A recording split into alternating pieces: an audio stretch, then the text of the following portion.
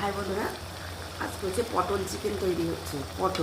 পটলগুলোর খোলাগুলোকে ছাড়িয়ে দিয়ে পটলগুলো একদম ছোটো ছোটো পিসের আকারে করে কেটে নিয়েছি।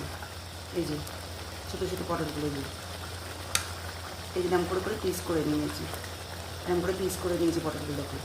নিয়ে মাংসতে নুন, তেল, ভিনেগার, পাতি লেবু, হলুদ, একটু লেবু আর গুঁড়ো লঙ্কা সব দিয়ে মাখিয়ে নিয়েছি। ম্যারিনেট করে রেখে দিয়েছিলাম। দুটো ফ্যান আর দুটো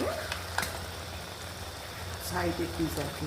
এই যে দুটো চারটে পিস নিয়েছি বড় বড় নিয়ে, আর হচ্ছে একটা টমেটো আমি দিয়েছি, আর গুঁড়ো লঙ্কা, হলুদ, একটু হালকা একটু মিষ্টি, হচ্ছে লবঙ্গ, এলাচ, জায়ফল, জয়িত্রী আর ধনে গুঁড়ো, জিরে গুঁড়ো সমস্ত কিছু দিয়েছি।